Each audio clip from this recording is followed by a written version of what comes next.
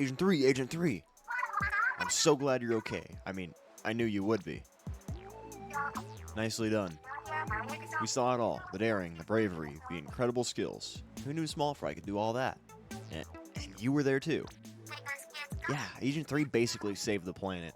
Does anyone other than us even realize that? Being a hero, Will. It's a real trip. A voyage, if you will. Some kind of tour where you go places.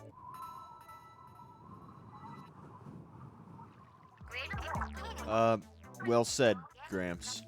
Oh, the captain was full of praise for you, too. There was a heartfelt nod of approval. Hear, hear. Well, until next time, stay fresh. Hello, everybody. Welcome back to Splatoon 3. You might be wondering, why are we here? Why did the last episode not have the word finale in it? Well, my friends, that's because we still have one last thing to do. See this over here? This is a brand new kettle. And it's what we're going to be doing today. After Alterna, the final challenge of Splatoon 3. Let's just go right into it.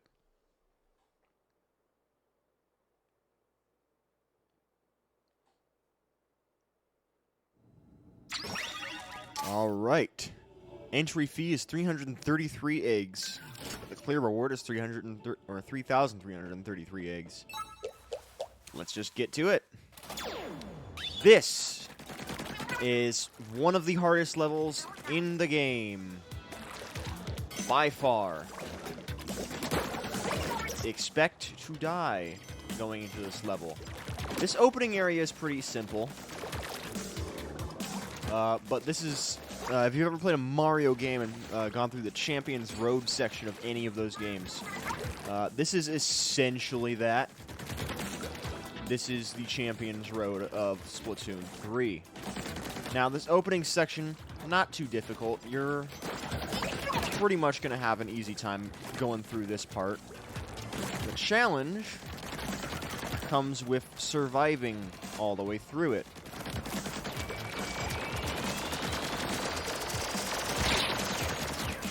Like there, I almost died, but we're fine.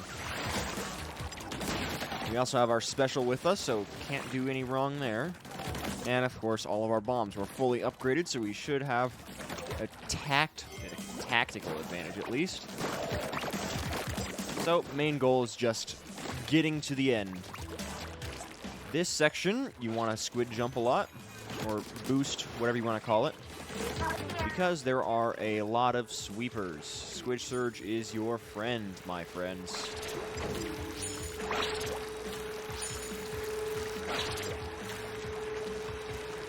In this section, just hug the edge of it. Try not to get knocked off because you can die there. There is an Octo Sniper here, so be very careful about it.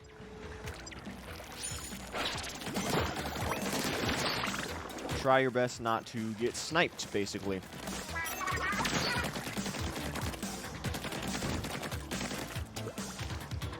Jump across here and take out the Octo Sniper. Easy as pie. This section is still the easy part of the level. Get rid of all them. I'm going to jump over the side of that. Oh, crap. This part can be a little bit tricky.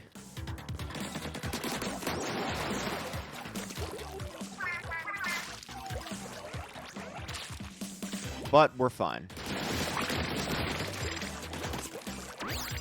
Alright, here we are. This portion is also a little bit difficult. Keep in mind that after you go past this ledge here, you are not going to be able to survive. So, just stay on this pillar here. And we'll splash down. Get rid of these two bozos. There's no checkpoint for a good bit, so you literally just have to survive as long as you possibly can. This part here is also a little bit challenging because you gotta jump from one pillar to the next.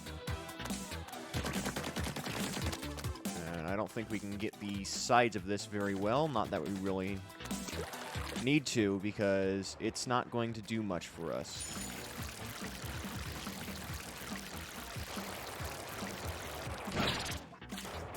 Oh, crap. Okay, well, there's our first death. Not a big deal. I was trying to squid surge just to stay on it. I wasn't really trying to jump to the other one, but it did not really line up well. So, don't do that, I guess. Good learning process. I have beaten this level before.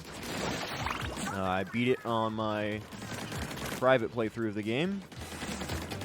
So, this is not new territory for me. But it will still be a bit of a challenge, I expect. Same deal as before, just go up across this way. Might be able to take these bozos out before they cause too much of a problem for me, which I did. Didn't even have to use Splashdown that time. Very nice. We use Splashdown to take these bozos out, though. And squid jump. Oh, hold on. Surge up here. Take those two bozos out.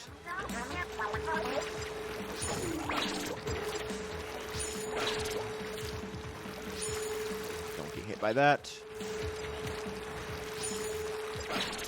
Oh crap, oh crap, oh crap, oh crap, oh crap, oh crap. Okay, we're dead. See? That part can knock you off of it really, really easily. You gotta be very quick there. And I was not quick enough. Alright. For the sake of not having to see the same sections over and over again as I die repeatedly to this level, go ahead, or I'm going to go ahead and cut things here, and I'll see you guys once we get back to where we were.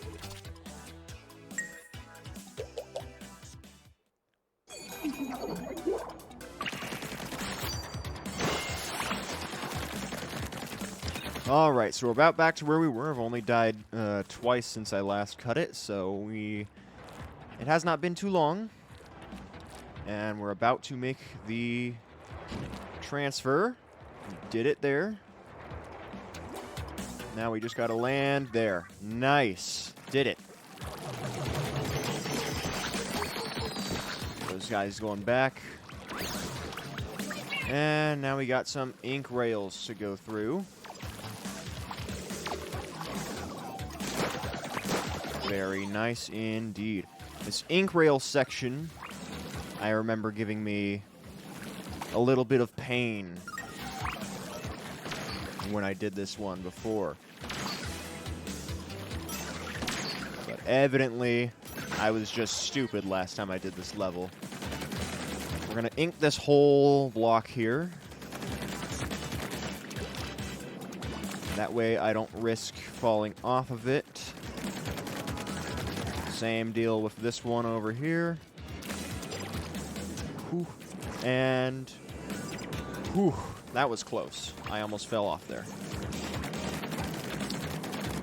This part here is also not too much of a problem.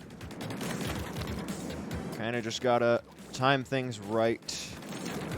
Move forward, don't rush it. But also, you know, don't fall behind, otherwise you will get sent into water. Which is not what you want. Things are going well so far. Getting a little bit anxious. Come on.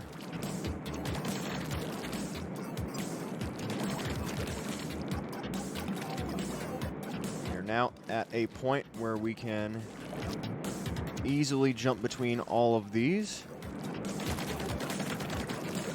Now we start splatting up the wall, get ourselves some kind of leverage on it. And we're done. Alright, launch pad time. Let's go on to the next area.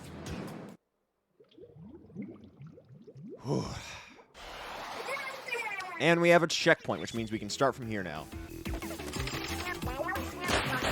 And this is my favorite. You guys already know how I feel about these levels.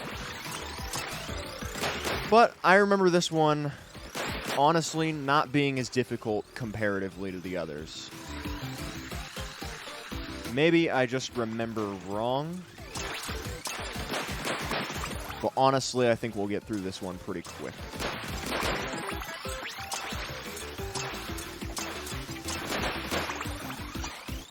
Okay.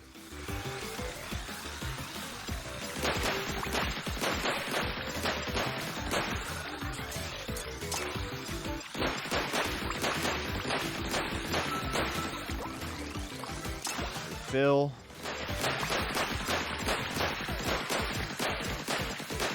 And don't miss a single one.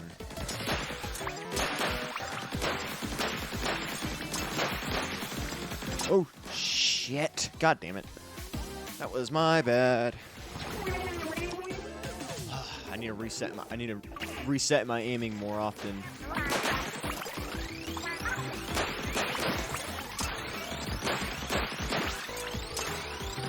All right.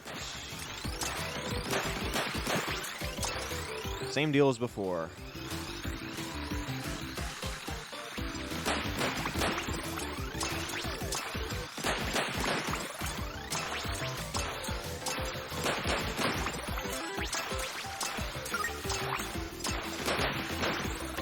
We don't have a lot of eggs to do constant continues.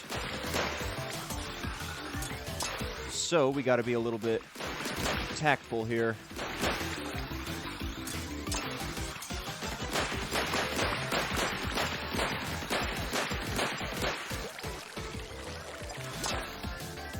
All right.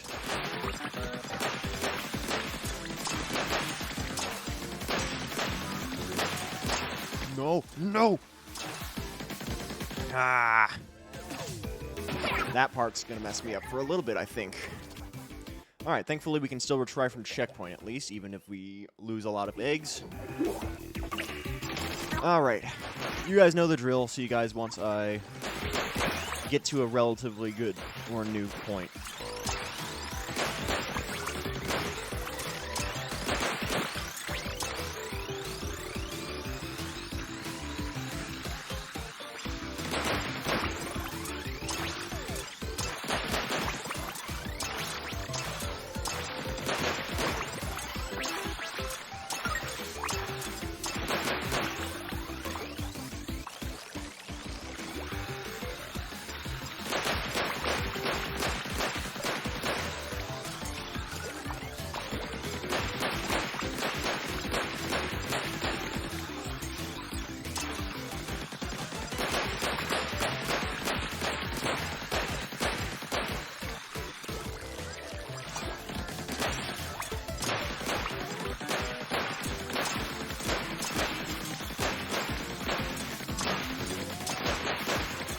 All right, got past that part. Now we just got a spiral of balloons here, which is relatively easy to go through. Crap! I ran out of ink. Oh. Okay. Hands are sweaty now. All right, see you guys back at that part.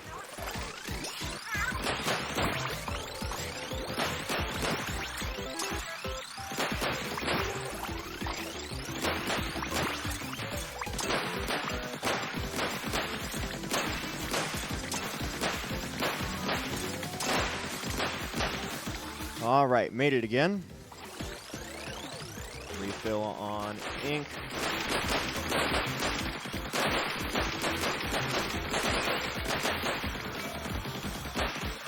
And we did that part now. Awesome.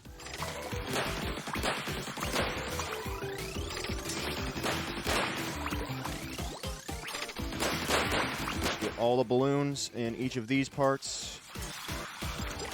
Okay.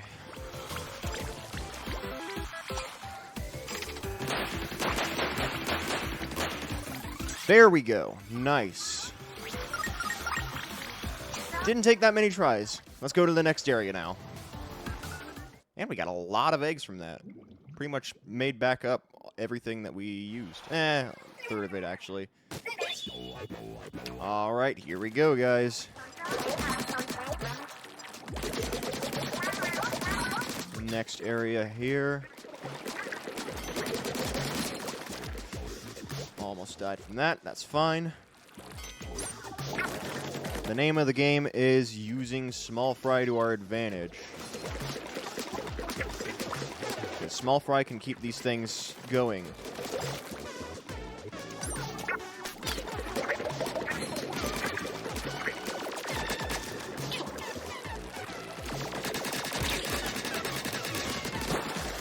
At least until he leaves it, so I'm gonna go back over here, call him back, heal a little bit.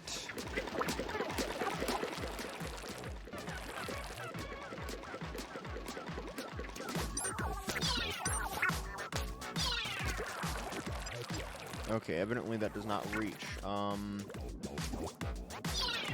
that's how. So yeah, we'll just make small fry activate the other one.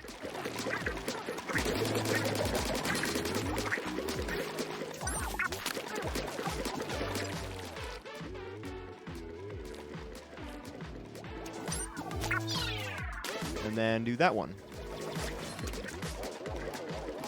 Come on, drop. There we go. Easy enough. We got an Octo Commander there.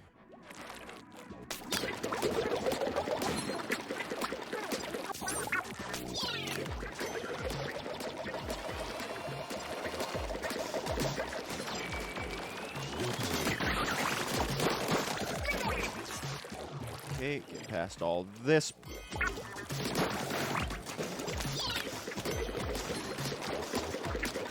And make sure we don't fall off there. Awesome. Come back, small fry. Don't need you there anymore.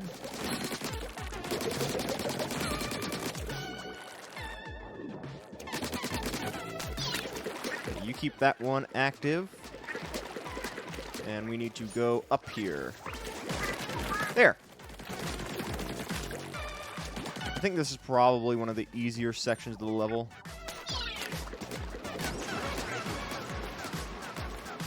And for this part, we need to book it as soon as that gets over here.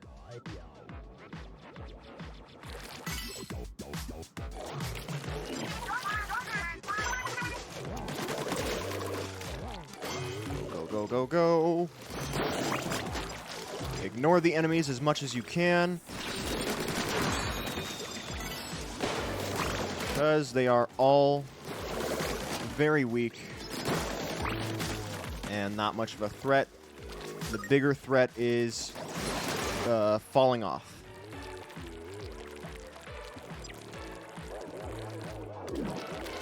Whew. Checkpoint. Awesome. So now just make your way up this way. Have small fry keep that thing going. And you should be set. I'm going to go on top of it, just because I feel like that's a little bit safer than squid rolling. Right. We're making good time, I think.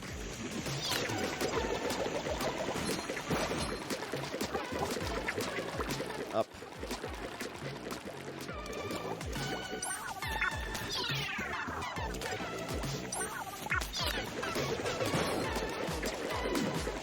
Small fry activate this one, and we're going to need to jump on top of one of these bad boys as soon as they pass by.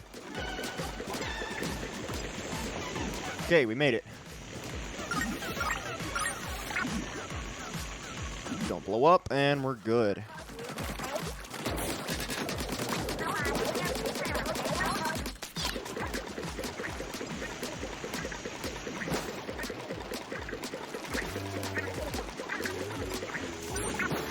Okay, so now we gotta hop on an Octo Missile as as soon as they get over here. There.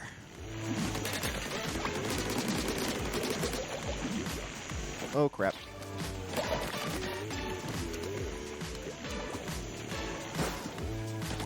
Okay.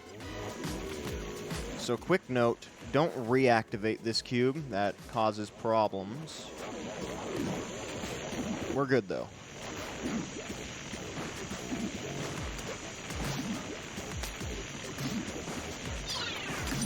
You do want to activate that one, though. There. That, my friends, is how it is done. All small fry back. And here we go.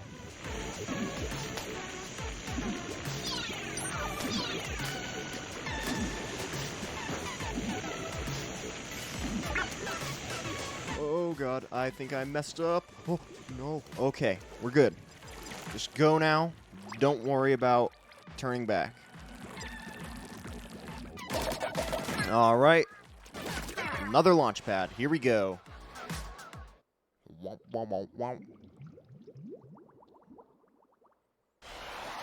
And here we are. The final section of the level. Remember Girl Power Station in Splatoon 2?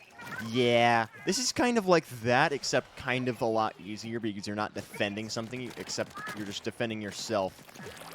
This section of the level, it did give me a lot of pain when I first played it, but that's because I'm not really good at any PvP style combat in general. So that resulted in a lot of deaths for me.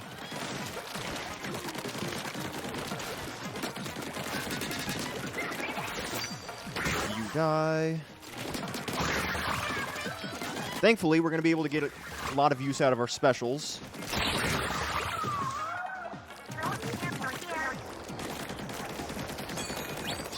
Alright. That special is not worth it. I'm going to be keeping the splashdown.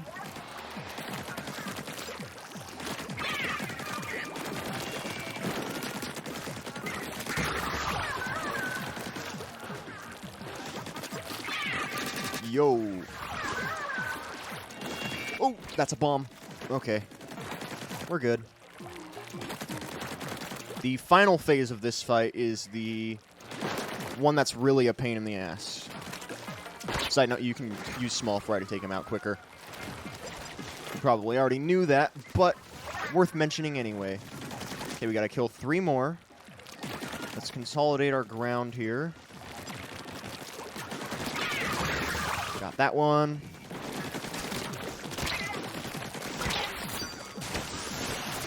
Didn't get either of them here. That's not good. Come on. There you go. Alright, final phase, and this is the hardest one by far. Be prepared for a lot of pain. If I do this on my first try of this section, I will be very impressed with myself. Oh, Christ. Hey, double splashdown. Cool. That was cool.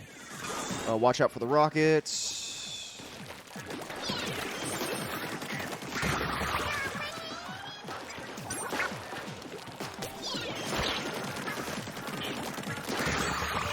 All right, we're doing good so far. I got one of them. Get rid of the wave thing. And I'm dead. Okay. See? Not easy. At least not that last part. But I think we can survive. I think we can do this.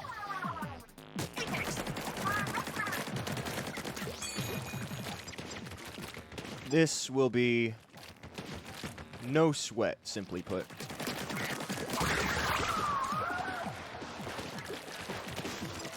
Hell, it might even be a good idea to use stealth to your advantage. Definitely go back in your ink a lot. That way you can recharge your shield and your health.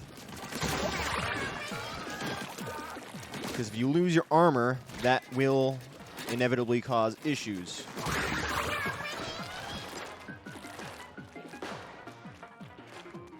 Waiting for one of them to pass by me.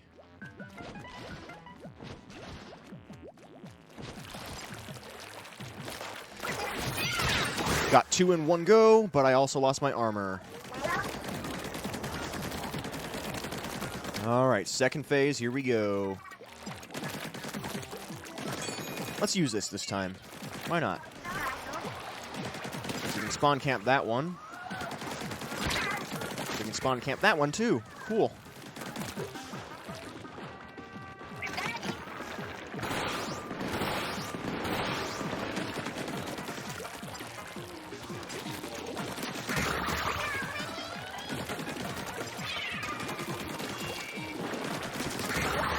The only reason the third part is really as hard as it is, I can't speak.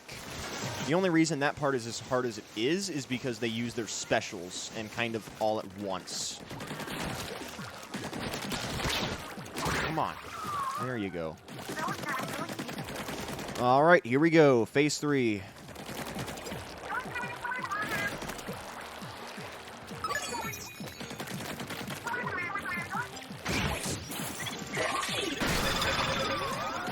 Got one there.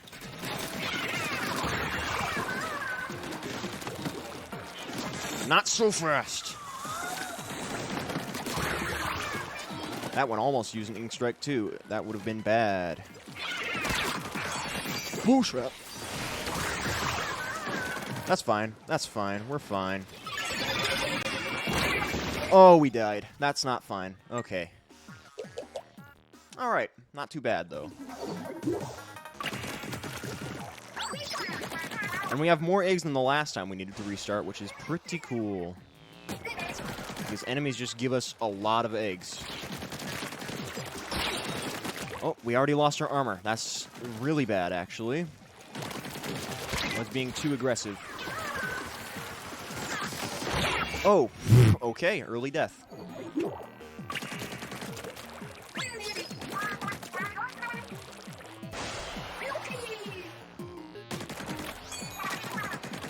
Alright, here we go.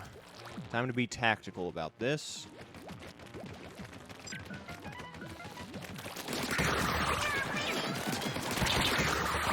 Don't lose our armor.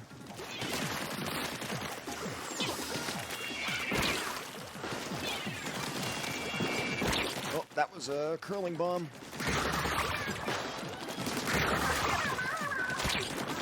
Let's try to not lose our armor in the first phase of this.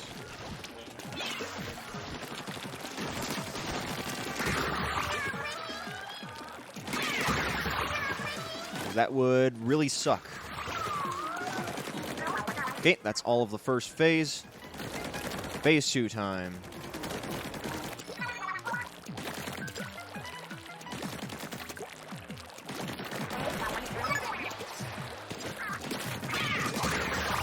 Oh crap. I don't want to be near that. Or that.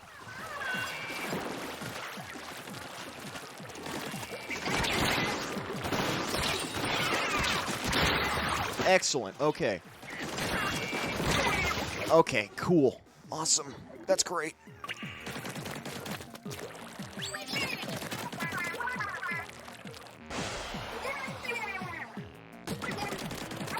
All right. War of attrition, basically. Survive longer than them.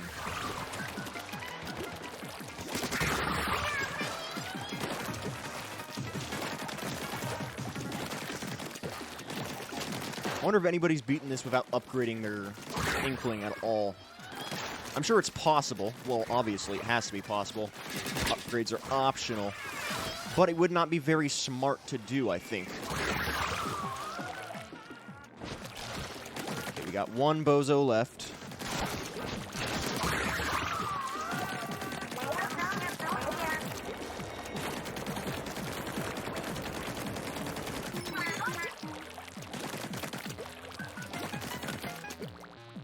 Right. Get both of these bozos.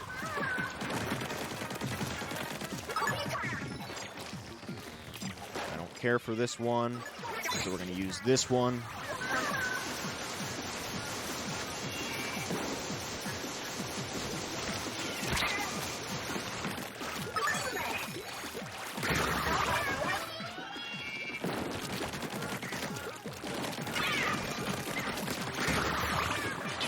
Stay away from the tracking mine.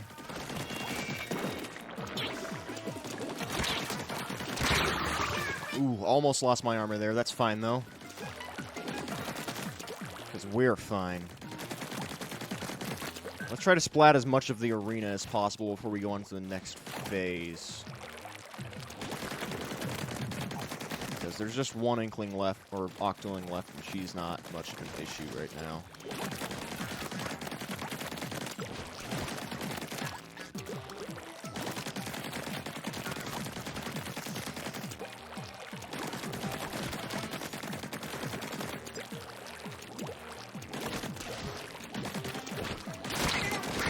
Okay, got her.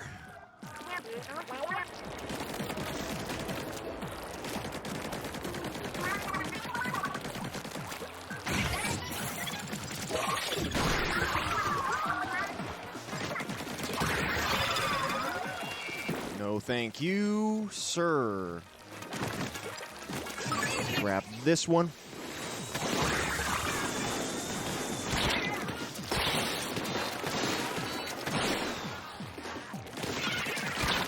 Oh, crap. Okay. We're not going to grab the crab tank. We got to be really mobile, and the crab tank is a bit too slow for that.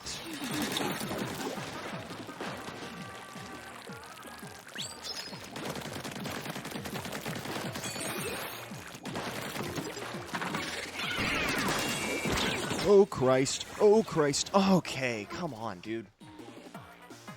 Ugh. We're fine. We will get this, no problem. I'll see you guys once we have relative success.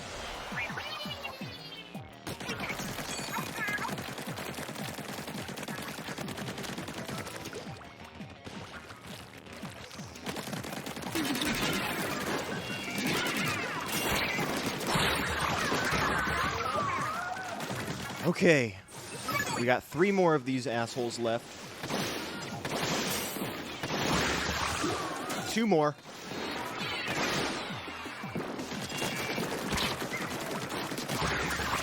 One more. Yes, we did it! Oh. That was exhilarating. All right. And we are done. We completed After Alterna.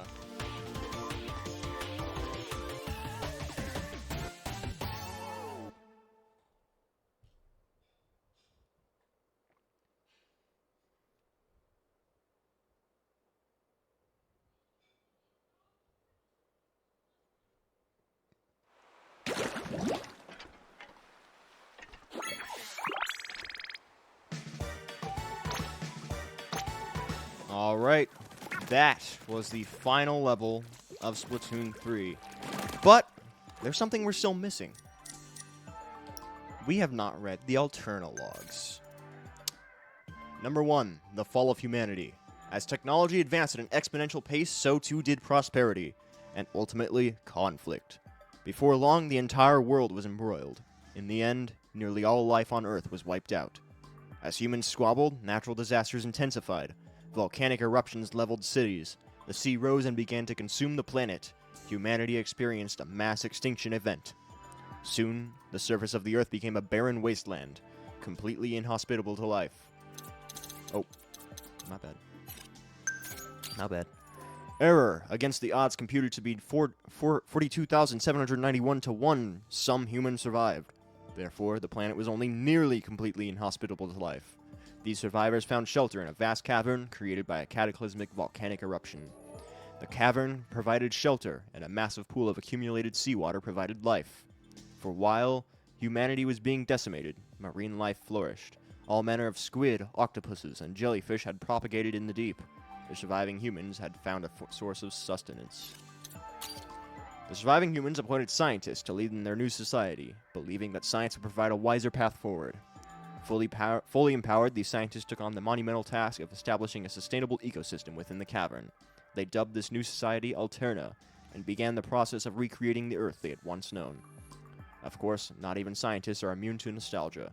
The humans began constructing large-scale 3D printing operations. This allowed them to recreate some of humanity's favorite artifacts within the confines of Alterna. Additionally, they created a robust information management system, designed to indelibly record all of humanity's precious knowledge.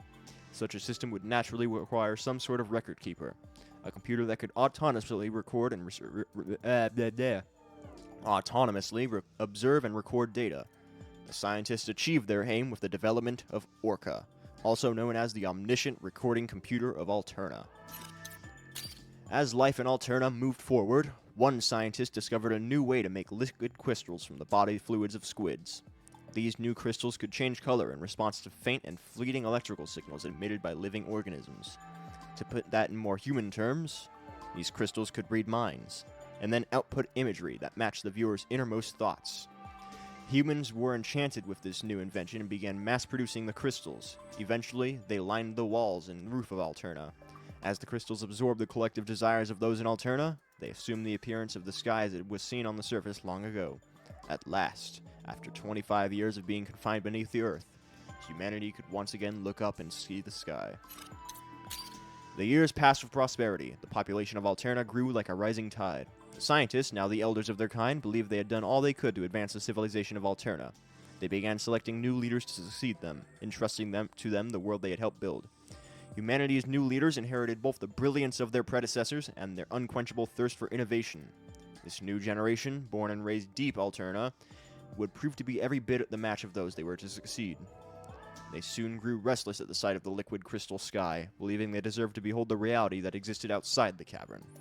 The elders, who knew what awaited outside the safe haven in Alterna, issued stern warnings to the brash young scientists.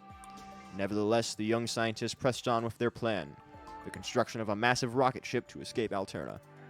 Sadly, as the boosters were ignited for the first time during a launch test, tragedy struck. The energy from the rocket boosters overloaded the cavern's liquid crystals. A violent and terrible chain reaction ensued. Without warning, the stone walls of the cavern began to shatter, raining debris down on humanity. Alterna, the last civilization of once prosperous humanity, was no more, and those few who escaped the carnage would soon follow it into death. As the inner walls of Alterna collapsed, thousands of tons of rock and liquid crystal plunged into the waters below. As these crystals washed to and fro among the flotsam and jetsam of humanity's former colony, they broke into microscopic fragments. Because they had repeatedly absorbed and reflected humanity's wishes over so many years, these crystals retained those feelings. Little by little, the squids, octopuses, and assorted sea creatures that thrived in the waters of Alterna absorbed these crystals into their bodies. This process continued until, one day, the marine organisms began to feel something fresh. These fresh impulses bore a striking resemblance to humanity's passive desire to return to the Earth's surface. Spurred by these impulses and whatever else may have been floating in the polluted waters, the sea creatures began to evolve rapidly. Each species developed pulmonary respiration, mobility, and other traits consistent with land-dwelling creatures. They began to adapt. Their intelligence grew at a remarkable pace across generations. Some species even gained extraordinary camouflage capabilities. A point of no return arrived. The sea creatures of Alterna set foot on dry land and never looked back. Like humans, they strove for the surface. Of course, survival on land was harsh, but the creatures were persistent. Soon, they found the tunnels that humans had used to escape the apocalypse. With their path forward now clear, these fresh, fledgling beings left the ruins of Alterna behind and set their sights on the surface world. The beings that had emerged from the water soon emerged from the cavern Alterna itself. From there, they flourished quickly. It wasn't long before they had explored every corner of the world. This epochal event gave great significance to the crater above Alterna and its surrounding territories, now referred to as the Splatlands. The region would, from that point on, be known as the Land of Fresh Beginnings among the creatures that now thrive on the surface. These newly evolved beings, having scattered themselves across the globe, soon gave rise to distinct cultures and unique ways of life. Out of all the species now roaming the earth, squids and octopuses soon distinguished themselves by intelligence and fresh vibes, so to speak. It wasn't long before they became the apex species of the planet. Now, I must fast forward a bit. 5,000 years later, a peculiar individual was born. This squid quickly rose to fame in the Splatlands due to some unique characteristics. Yes, this individual is embraced as a prophet, gifted with numerous revelations that they shared among their fellow squids. It was another turning point for squid kind. During this period, the foundations for modern cephalopod civilization were laid. That individual squid is now widely known and celebrated as the progenitor of the modern-day inkling. Recall, for a moment, the first apocalypse that devastated the human race. Those who escaped into the caverns of Alterna were not the sole survivors. There were others who escaped via a giant rocket ship, the Ark Polaris. Launched in the nick of time, this ship was laden with many of Earth's species that had been placed in a cold sleep. The mission was simple: find another planet to replace the Earth. Considering the circumstances of its launch, the Polaris had a smooth voyage, until it reached the edge of the solar system. It was at that point that debris struck the vessel, damaging its navigation system. The crew was able to turn the ship around and head back toward Earth, but the effort was in vain. There was not enough fuel to attempt a landing. Ark Polaris drifted aimlessly for 10,000 years. Eons passed. The once stable orbit of the Polaris decayed over time until the ship found itself in the inescapable pull of the Earth's gravity. Re-entry was not kind to its inhabitants. All perished save one. Bear number 3, an experimental subject who had retained consciousness within his cold hibernation, survived. For 12,000 years he had dreamed and plotted. Fully awakened, Bear number 3 came to a terrible realization. He had not landed on a new planet at all. He was back on Earth, and yet it was not an Earth he knew. This Earth, it seemed, was dominated by sea creatures. Not a single mammal to be found. In the course of his search for even a single fellow mammal, Bear number 3 used navigational equipment from the wreckage of the Ark Polaris to discover Alterna. It was a wasteland, of course, but a few of the liquid crystals that had once covered the walls and ceiling remained. With knowledge built during his thousands of years of dreaming, he repaired some of Alterna's facilities and began researching the crystals. This research bore fruit when Bear number 3 compounded some of the liquid crystals with his own fur. The experiment created an entirely new substance with one terrifying property. It could transform any living creature into a mammal. Bear number 3 realized the implications immediately. He could restore the planet to a mammalian paradise. He began stockpiling fuzzy ooze, as he called it, with an Alterna's still intact rocket. For such a venture, he would require the acquisition of thousands of golden eggs. These were used in the creation of the fuzzy ooze, although the exact details have never been recorded in my memory banks. But Bear number 3 had a plan. He founded a corporation that would go on to employ locals to collect his golden eggs under the name Grizzco Industries. Mr. Grizz, as he was now known, would pay handsomely for them. With fuzzy ooze production peaking thanks to the assistance of unsuspecting inklings and octolings, Mr. Grizz took the final steps to set his plan in motion. The rocket was loaded. It wouldn't be long now. Those were the logs that detailed the history of Splatoon before the inklings even existed. And that was the end of our content in Splatoon 3's base game. I'd like to play the DLC at some point. I have not done it I haven't done it in a personal playthrough yet, however, so when I do it on the channel, it could be a bit.